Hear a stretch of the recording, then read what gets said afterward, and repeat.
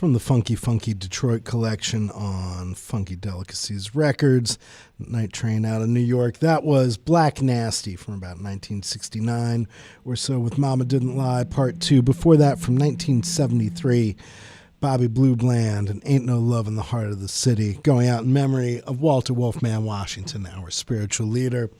Before that, Donny Hathaway, 1971, recorded live at the Bitter End in New York City, and You've Got a Friend, and started it all off with Magic Sam, I believe from 1957, in memory of our friend, the late, great Jon Sinclair, and 21 Days in Jail. My name's Mark Stone. It's 2:30, and you're listening to WWOZ 90.7 FM, New Orleans. We're hanging here in our studio overlooking the mighty Mississippi, and we have with us a very special guest who has known this entity, WWOZ, I think since the outset pretty much, or darn close to it.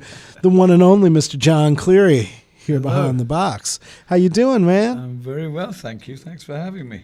Absolutely. Thanks for coming in. Thanks for gracing us and our piano with your presence. And, let me ask you, you told me this is your second visit up here to our new studio. You've known this station since it was above Tipitina's, right? Or maybe shortly after that?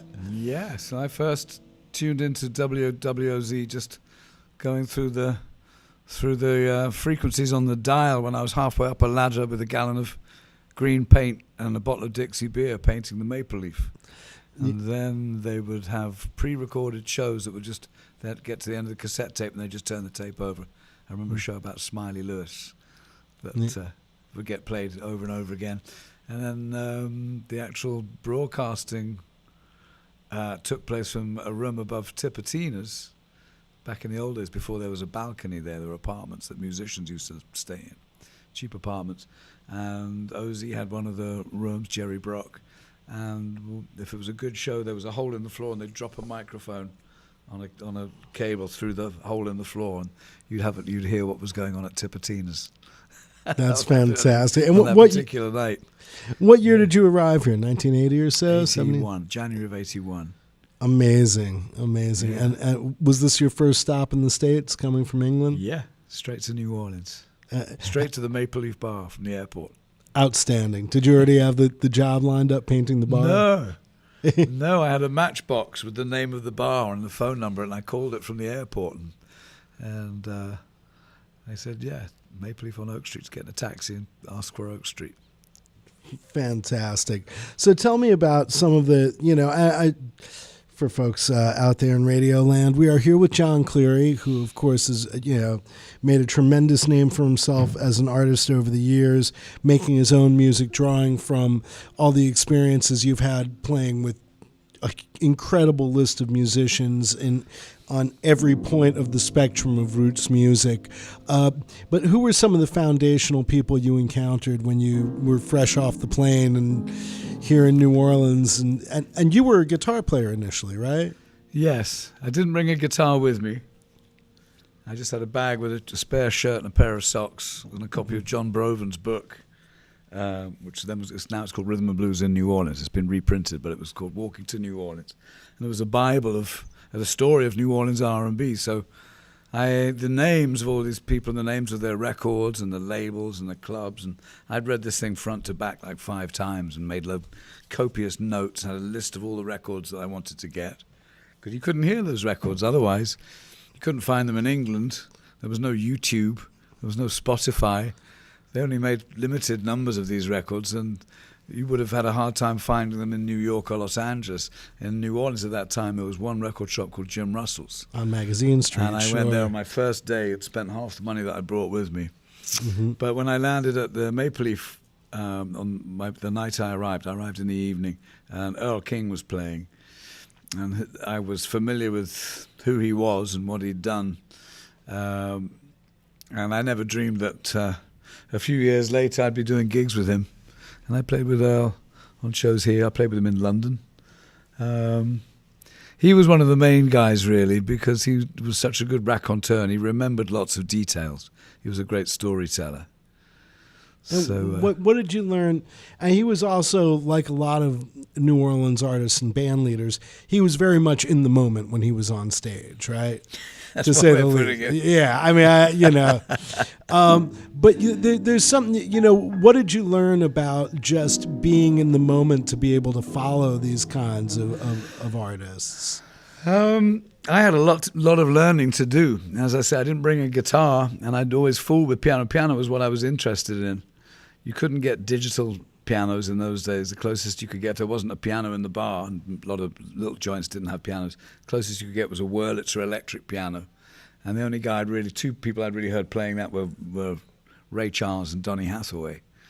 So I was kind of digging that stuff. So I got a job with Walter Washington fairly early on, through playing with Mighty Sam McLean at Benny's Bar up on Valent Street. And when I joined Walter, there were no rehearsals, and I just got thrown straight in the deep end at Dorothy's Medallion Lounge, where he was the band leader for Johnny Adams. And so I had to learn songs on the spot as we were playing them.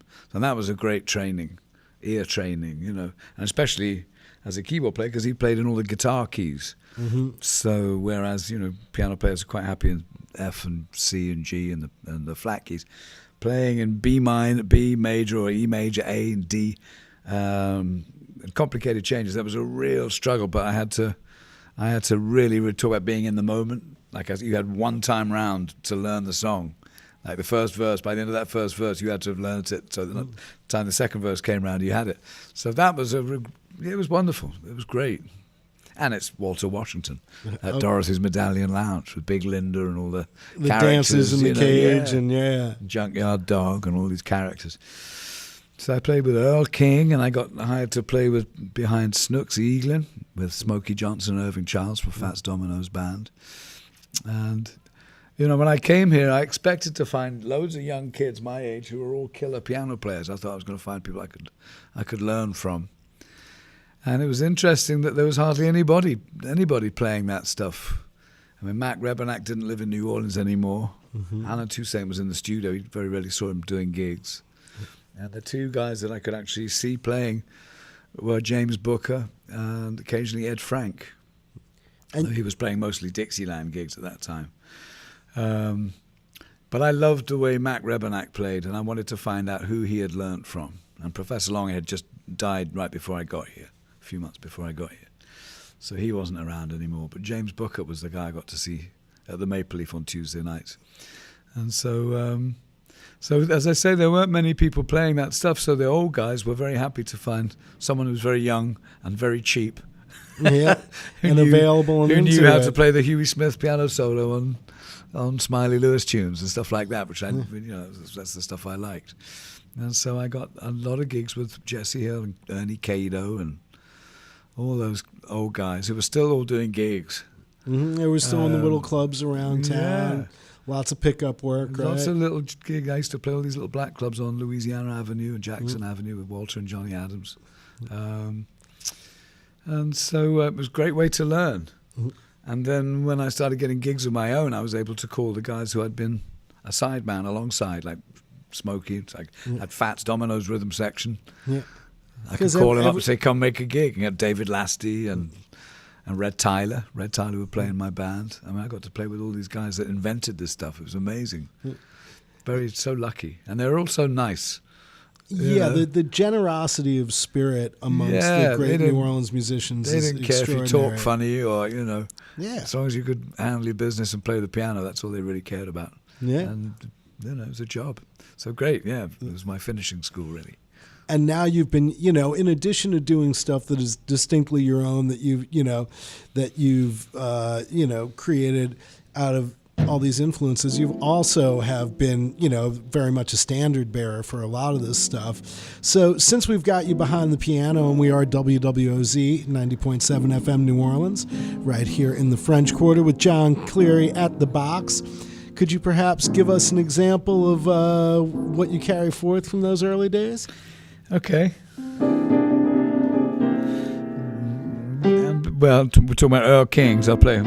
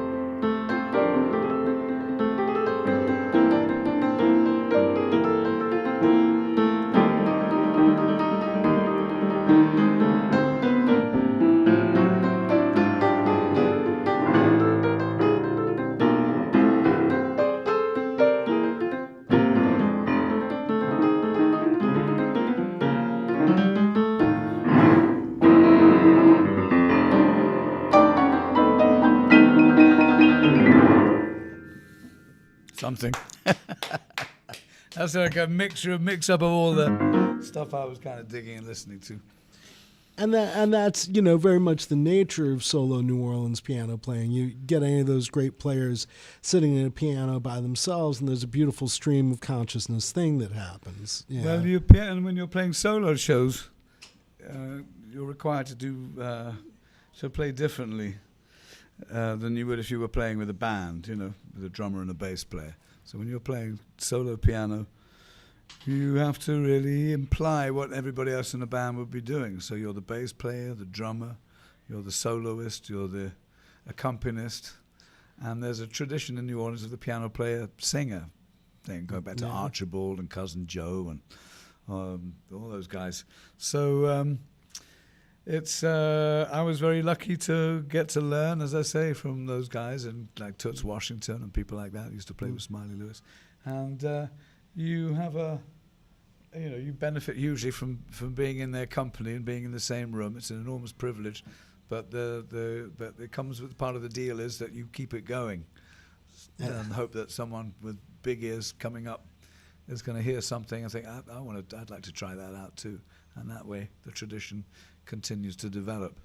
Well, you've certainly been in the continuum for a long time, and right now, since we just got to hear you do a little solo piano, let's bounce over to the recorded medium. Hear you with the band. I hear we have a brand new single that has not been heard by you in the ears. Yeah, today is the official announcement that we have a brand new record recorded right here in New Orleans. Yeah, A-chord fellas. In the Bywater, and it's called the Bywater Sessions, and it's really my band, the expanded version of my band, with all my favorite musicians, doing what we do when we get together, and we just press the record button and let it roll. Well, all right. I think we had a little. I forgot that these CD players are, shall we say, triggered. So we got a little sneak peek, but right here for the very first time, what's the name of this lead-off track? This is called So Damn Good, and this is a song. I've actually recorded this one before, but you know, when you play with a band regularly, these arrangements evolve. It's a kind of a Darwinian process. Someone adds something changes. Sometimes I'll completely go back to the drawing board. And I've actually recorded this song before as a funk tune, but it was Bonnie Raitt that suggested one time that this would be as a kind of gospel 2/4 boom cha kind of groove. And it's called So Damn Good, and it's based on something that my old great-granddad used to say. Apparently, he was a Cockney and died before I was born, but he was a lovely chap.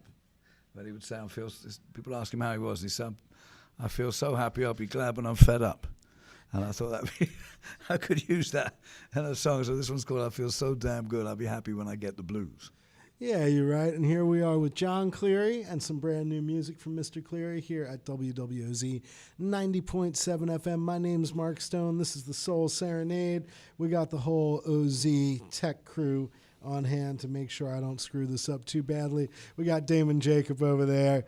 You can laugh. We can't hear you on this mic. I'm just killing time until I can say it's 2:45 p.m. and you're listening to WWOZ 90.7 FM. Let's see if I can get this one right on CD Player One and hear this brand new music.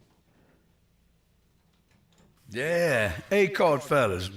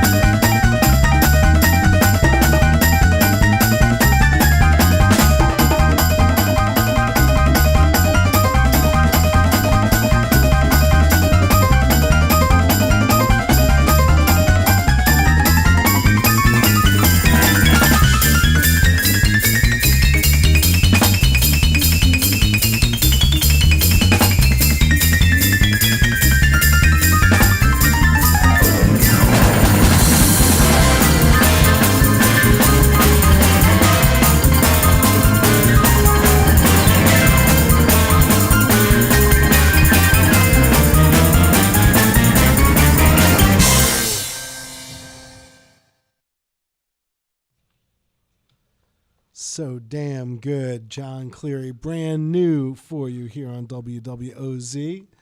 Right on, John. So where'd you record that? You recorded that here in town? Recorded that at my studio. Oh, okay. Here at home. Which was just finally put back together again after Hurricane Ida. And it took 2 years of rebuilding when we finally got everything working, I just called all the fellas and said, look, let's get in here and try it out and see if everything still works. And we got John Porter to come over from England to produce it. Mm-hmm. And we spent 2 days and made a record. That's fantastic. And who'd you use on the record? I mean, All my favourite cats. We've got Xavier Lynn on guitar, who's currently living in Atlanta, plays all that gospel quartet stuff really well. Cornell Williams on bass, AJ Hall on drums, Pedro Segundo, master percussionist on percussion, and then Nigel Hall. Ah, well, there you go. On keyboards on B3, Yeah. which is great. And then we had some great horn players, Charlie Hannaran. Mm-hmm. We had Aaron on tenor saxophone and alto saxophone, and Jason Mingledorf. Aaron Narcisse, I should say. So it was good. Yeah, it was all the guys that, on those occasions when I've got a budget to put a big show together, big thing like we do at Jazz Fest or French Quarter Fest. That's the band I like to use. Yep. So it's a big, big, big sound. Yeah. Because my band can be anything from just me to a duo to a trio to a quartet, all the way up to 10 or 11 pieces. So this was a chance to get everybody in the room and just blow out the cobwebs, really. Yeah, man, it sounds fantastic. Let me ask you something. You said you had previously done a funk version of that tune, but then Bonnie Raitt, who you've worked with for many years, and if anyone has an ear for what to do with a song, I mean, it was great to finally see her win beautiful Grammy for her own song for Song of the Year. But in addition to achieving that as a writer, she's always been one of the great interpreters. So I'm sure to have input from her and for well, we played I used to play it with her on the gig when I was in her band, and I expect we'll be playing it again over the next few months. I'm going to go out and open up a bunch of her shows. Oh, fantastic! In the States and in Europe. But good songs can be interpreted and played in several different ways. If it's a good song, if the lyric is good and the melody and the chord progressions are cool.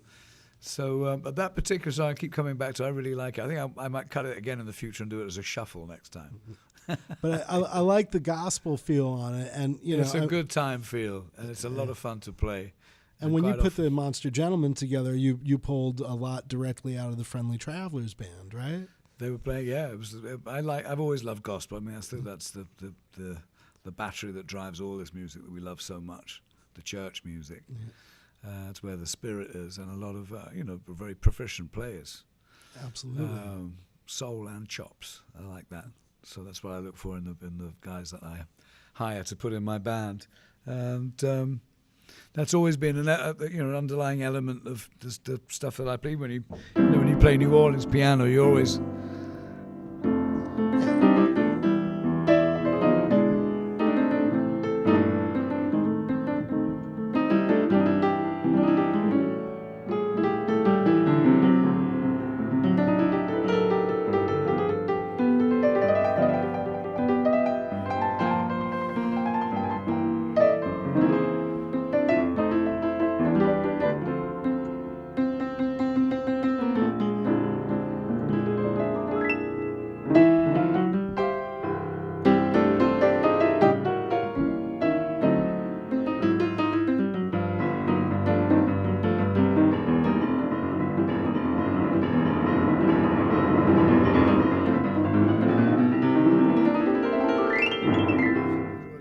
Church kind of flavor in all New Orleans R&B music. So it's a very important part of the stuff I like. Excellent. And so where can people catch you around town in the next couple of weeks? I know you're doing some solo shows at Chicky and I play around town. I'm going to be doing a lot of out of town stuff. I've got a Mardi Gras gig coming up with the Rumble, which is going to be pretty cool at Tipitina's. Then we have the Maple Leaf right after Mardi Gras with the Monster Gents. I have gigs with Bonnie. I have gigs coming up in England and France and Germany and a bunch of different places. But a lot of stuff to really promote the new record. And the new album is going to be coming out, officially released on April the 25th, which is the first weekend of Jazz Time, Festival. Of course, yeah. And so we'll be playing a lot. We'll be doing a big album release at the Broadside. We'll be playing at the fairgrounds. We'll be all over town. And then we'll be all over the world. We're going to take the show to Japan. We're going to be all around the States, all over Europe. We were just in Cuba 2 weeks ago. We played at the Havana Jazz Festival. The Monster Gents with some Cuban horn players and Cuban percussionists strapped on. Oh, that must have been fantastic. That was wild. We tore the roof off the National Theatre down there and the Fabrica de Arte. Is that documented? No, it wasn't, sadly. It's a moment in time. Yeah. Yeah. And where but can I think people- we'll be going back. Cuba's one of my favorite places. But I haven't had a record out for 4 years, something like that, 5 years maybe. So it's kind of long overdue, and it's the first record I've had really that sounds like how we sound on the gig. We have a reputation, I think, for delivering really good, exciting shows. Everybody loves to hear New Orleans music played by New Orleans musicians in the New Orleans way. And I wanted to make one record that just kind of sounded like what we do when we go to work. You get a bunch of heavy hitters, put them on a stage somewhere in New Orleans in front of the home crowd, and sparks start to fly. You know, when we tour, wherever we play, whether it's the Sydney Opera House, whether it's Ronnie Scott's, Albert Hall, right before we go on stage, I always tell everybody in the band, right, okay, we're playing at the Maple Leaf. It's the Maple Leaf vibe all the way. That's what we bring. And it always works. People of New Orleans music always works, always has done. People love the sound, the good time sound of New Orleans music, because it makes you feel better. This is true. You know, it's good for you. It's important. It is Everyone should therapeutic listen to music. New Orleans and go out and hear and see New Orleans musicians doing what they do and be in the same room when they're doing it. Yeah. And you've gotten to see that from every angle and in every context. Oh man, I've been there. I'm telling you, it's the real deal. It's the real stuff. But I think we captured that on this record because we made it the way they used to make records back in the day when you had everybody in the room playing together. And because we've been playing these songs live, and because these arrangements have evolved and developed, we were able to just really have fun doing it. Quite often when you go into a studio, you have to learn a new tune, you have to go through it and organize. We've already done all that bit. All we had to do was just press the record button and count the song off and have some fun with it. And so I'm really pleased with the way this one's come out. It sounds like a good time New Orleans funky R&B record. Well, what a great thing to be able to capture when you really can get that magic down on tape. And what's the name of the album? The Bywater Sessions. Bywater Sessions, naturally. And we're here with Jon Cleary for people who want to know more about Jon Cleary and the Bywater Sessions, and where you will be all over the world on your own with Bonnie Raitt and with others. Yeah, you can go to joncleary.com. Jon Cleary. All the gigs, all the information, all the record information. And as I say, the actual record's going to be released, vinyl and CDs and all that stuff, on the 25th of April, right in time for Jazz Festival. Today's the official announcement. Honored to get to break the new track here. Yeah. So it's all very, very exciting for me. Well, very exciting for us to have you here. And we got about 3 minutes till the top of the hour, and we do have Jon Cleary at our piano here in the studio. So, John, would you be kind enough? Yeah, would you be kind enough to carry it to the top? Yeah. All right. I play a little boogie woogie. I'm going to play this one for my mum in case she's listening in England. Yeah.